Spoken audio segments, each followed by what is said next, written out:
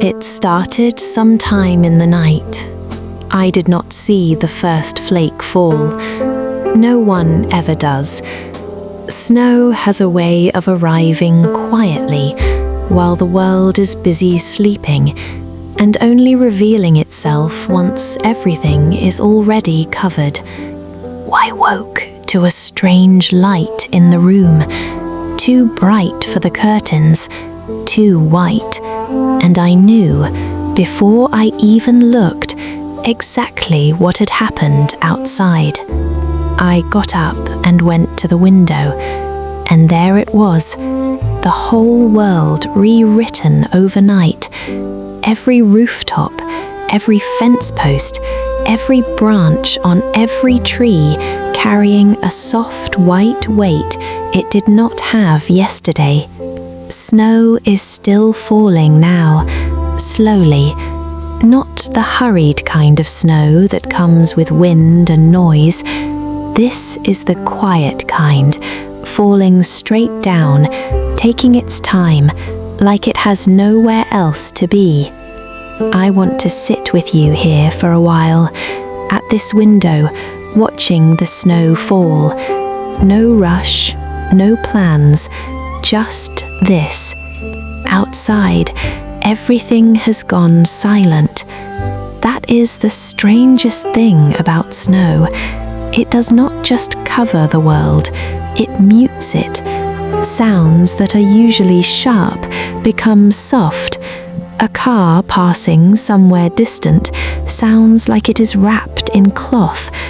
Even the birds seem to know to stay quiet.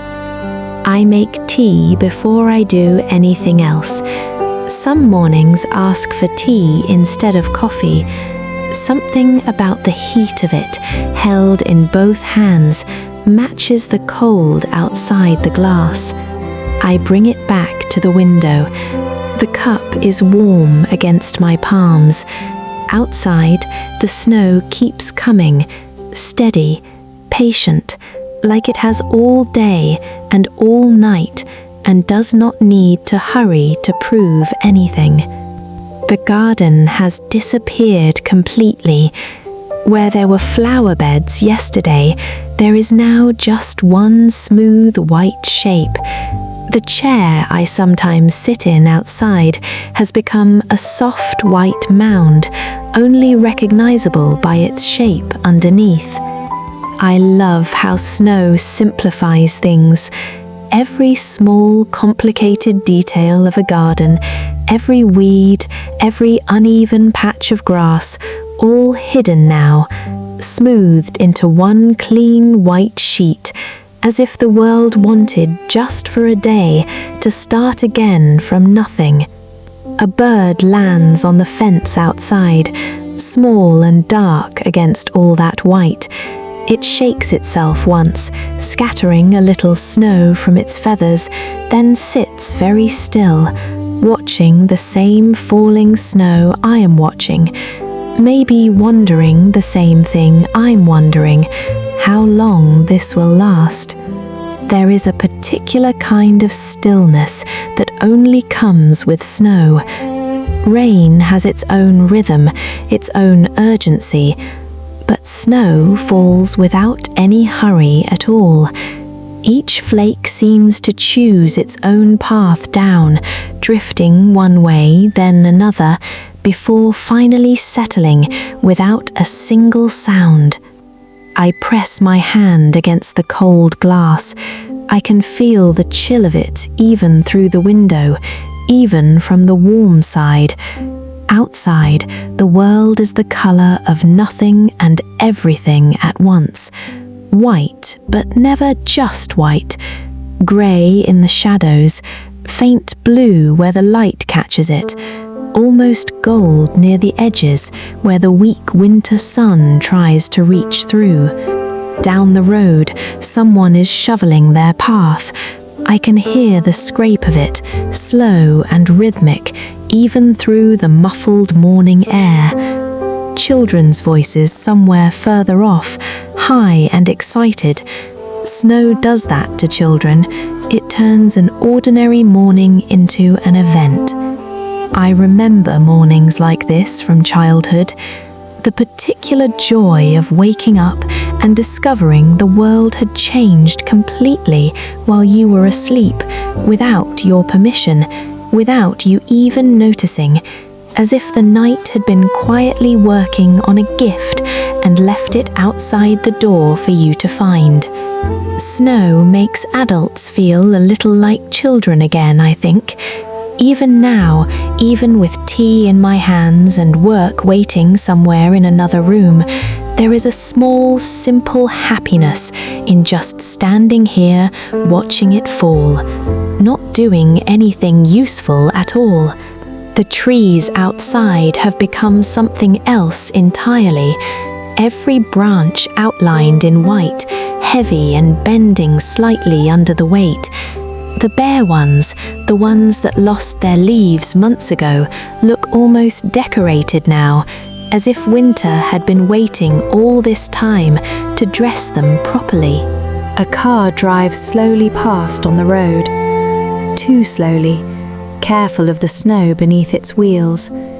It leaves 2 dark tracks behind it, cutting straight lines through all that smooth white, already starting to fill back in before the car has even turned the corner. I think that is one of the quiet truths about snow.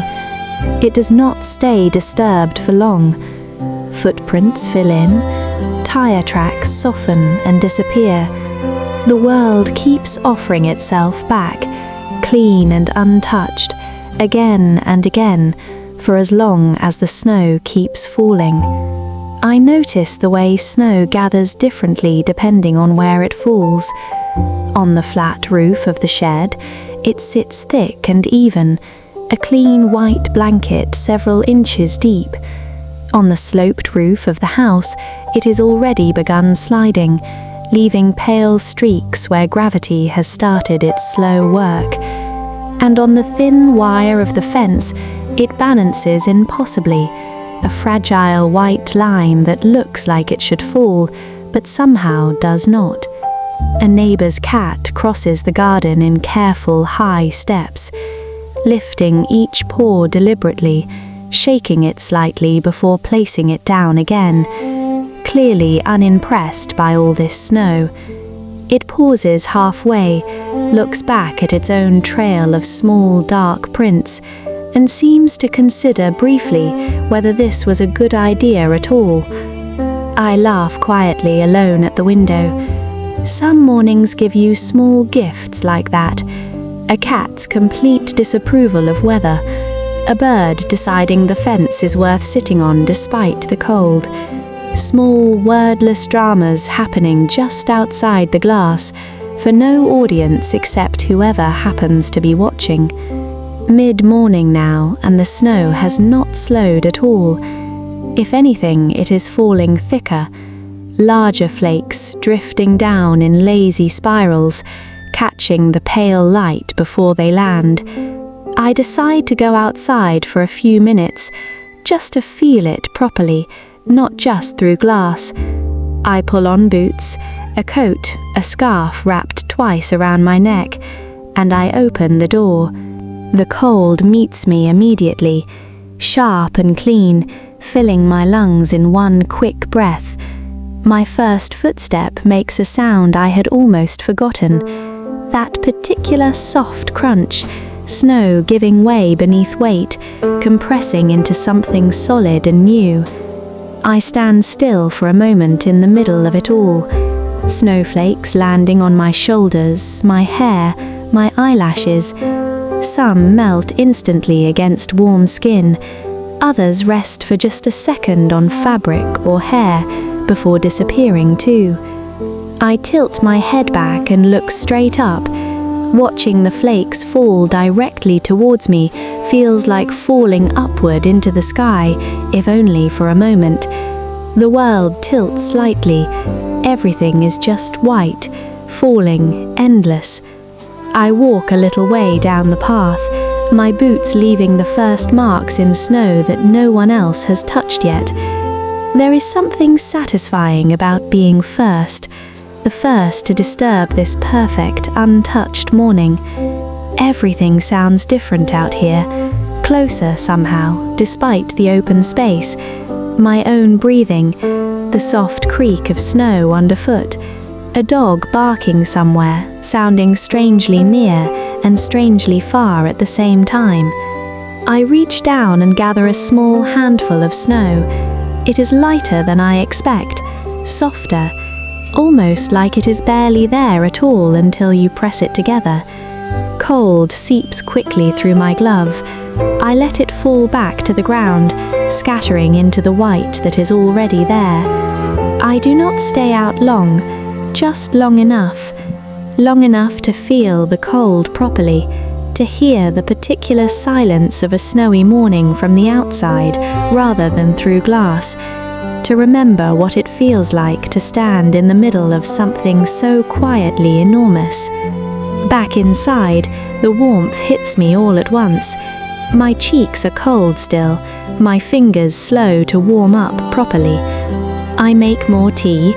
I sit by the window again, watching the snow continue to fall on the path I had just walked, already beginning to cover my footprints. From somewhere down the hill, I hear laughter again, louder this time. A group of children with a sledge taking turns down the small slope at the edge of the village. Their voices carry strangely far in the muffled air, every shout and laugh somehow softened and amplified at the same time. The way sound behaves on days like this, when the whole world is wrapped in white. I watch them for a while from the window. One small figure in a red coat keeps falling off near the bottom and keeps climbing straight back up to try again. There is something wonderful about that kind of stubbornness, the kind only a snow day seems to bring out in people. By afternoon, the light has changed, softer now, more grey than white. The snow is falling more gently, smaller flakes now, drifting rather than falling, as if the sky itself is growing tired. The whole village outside, what I can see of it, has taken on a kind of hush that feels different from ordinary quiet. Smoke rises from chimneys, thin and grey against the white sky. Lights have come on early in a few windows, warm yellow squares against all that cold blue-white outside. I think about how snow changes the rhythm of a whole day. No one rushes on a day like this. The roads slow everyone down. Plans get cancelled or simply forgotten, and somehow no one minds very much, as if everyone has silently agreed, without a single word, that today is for staying inside, for watching, for slowing down completely. By evening, the snow is still falling, lighter now, but steady. It has not stopped once, not for a single moment since sometime in the night.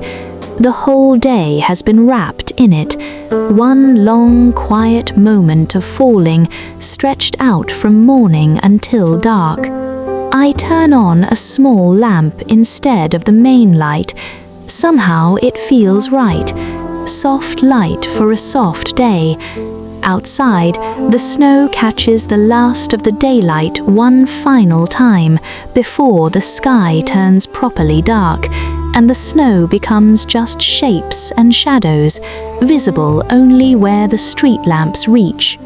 I sit for a long while in that lamplight, tea finished, hands finally warm, watching snowflakes pass through the small circle of orange light outside the window, appearing for just a second, then vanishing into the dark beyond it.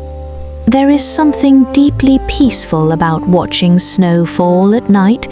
You cannot see the whole sky full of it anymore, just that one lit patch, flakes drifting through it endlessly, as if the world has narrowed down to just this one small glowing window of falling white.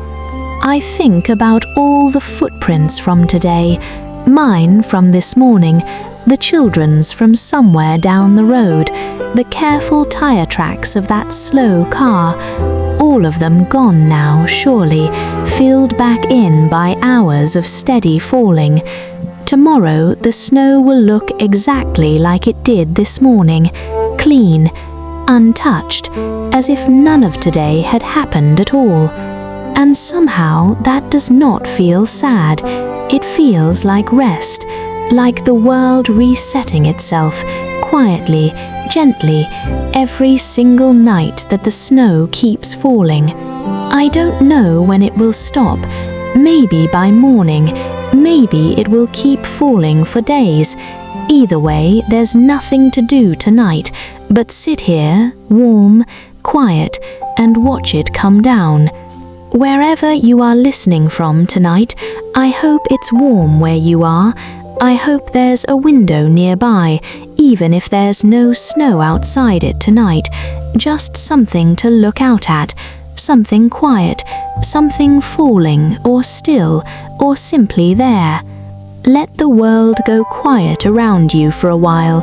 Let your shoulders drop. Let your breathing slow. There's nowhere you need to be right now, nothing you need to do.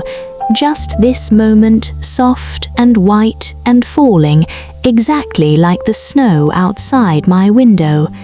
Good night, sleep well, and may the morning bring you something just as quiet.